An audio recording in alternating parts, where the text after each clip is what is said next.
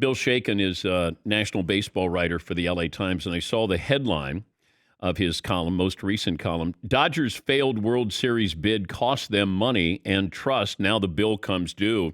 And I liken this to Christmas time when you spend all that money on all those gifts, and then you get the credit card bill at the end of the month, and you're going, oh, my God. Bill Shaikin joining us now. Bill, would you say that's an apt analogy of what's going on here with the Dodgers as they head into the offseason? I think pretty much, with the exception of the coal that the Dodgers fans are going to find in their stocking this year, because everybody was ready for a back-to-back championship, and the Dodgers, unfortunately for the fans, did not even get back to the World Series. If you were going to pinpoint one thing and say this is the reason why the Dodgers aren't playing in the World Series, what would you say? Well, if you look at a team that when we got to spring training, everybody said, what are you going to do with all these starting pitchers? There's 8 starting pitchers here. And I know the cliche is you can never have enough pitching, and everybody kind of rolls their eyes because everybody does that at cliches. But in this case, it turned out to be true, because by the time the Dodgers got to the playoffs, they had 3 starting pitchers. And by the time they played the last game of the NLCS, they had 2 healthy starting pitchers. And some of that is health, of course. Some of it is, Trevor Bauer's sexual assault investigation that's left him unavailable to the Dodgers for half the year. And some of it is just guys not developing. And as it turns out, what the Dodgers ownership had done, and to their credit, was to say, look, we've won the division 7 straight years in a row. We haven't won the World Series. We've prioritized our player development. We don't want to trade our elite prospects, but we haven't won the World Series. So they went out and got Mookie Betts, and under Andrew Friedman, the Dodgers had never paid anybody more than $100 million. By the time Mookie Betts is done with the Dodgers, they're in for close to $400 million. Yay, the Dodgers won the World Series last year. That worked out great. They saw a window again this year because of all the players on expiring contracts, Clayton Kershaw, Corey Seager, Kenley Jansen, said, you know what, let's try again. And Trevor Bauer was the guy they chose. It didn't work out, obviously, but now all the prospects that they traded, the ones that they used to say, we don't trade our top prospects, they're in Boston for the Betts trade. When Bauer was sidelined because of the MLB and police investigations, the Dodgers went out and got Max Scherzer and Trey Turner, and that was great, of course. It's another all-in move, but now Scherzer's a free agent, and the 2 top prospects the Dodgers had to give up to get Scherzer and Trey Turner, they're in Washington. They're not here.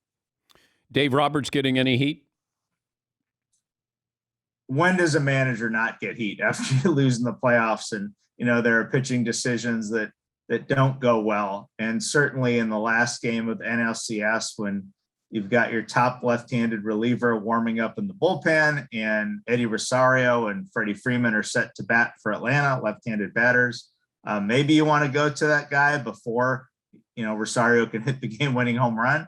But in the grand scheme, the Dodger pitching in the playoffs had to do with how they juggled Max Scherzer and Julio Urias and Walker Buehler, given that those were the only healthy starting pitchers. And so the Dodgers played with openers, they played with bullpen games, they used Urias and Scherzer in relief. Those decisions backfired, and at least with the Dodgers, those decisions are not made at the Dave Roberts level. Those decisions are made at the collaborative level, and as Dave Roberts himself said during the playoffs, from the tippy top of the organization. Albert Pujols done? That's hard, because he has really said, look, guys, let me get to the end of the season and then I'll figure it out then. And he was not available the other night after the Dodgers lost their last game. He's not an everyday player. There's no chance of that. He can hit left-handers okay. You're probably using him as a platoon DH in a best case scenario.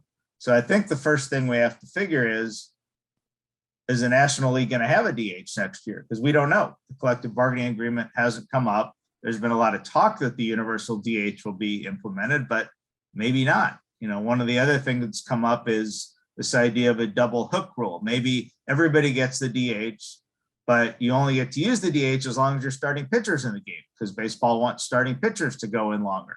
That could play a role as well. So I think it's just too soon to say, but if he can find a team that can maximize his skill set as the Dodgers did, which is basically platoon DH, platoon first base, and left-handed, attack vehicle off the bench, then he might have a shot. Did you mention that Corey Seager may get $300 million? I did, and I think he will, or at least that will be the asking price. Asking prices, as we all know in free agency, are not necessarily contract prices. But if you're the agent for Corey Seager, a fine gentleman by the name of Scott Boras, and you see that Francisco Lindor signed for $340 million without even testing the market, and you think you've got a premium shortstop in free agency, a guy who can play up the middle and still hit for power, then I can't imagine you're going to start the bidding much less than $300 million.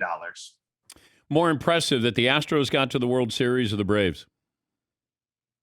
I think the Braves. I mean, the Astros, for all their villainy and all their black status throughout the rest of America, still a damn good team. They were a damn good team when they cheated to win. They are now a damn good team when presumably they are not cheating to win. But if you looked at the Braves, they were sputtering around 500 most of the year.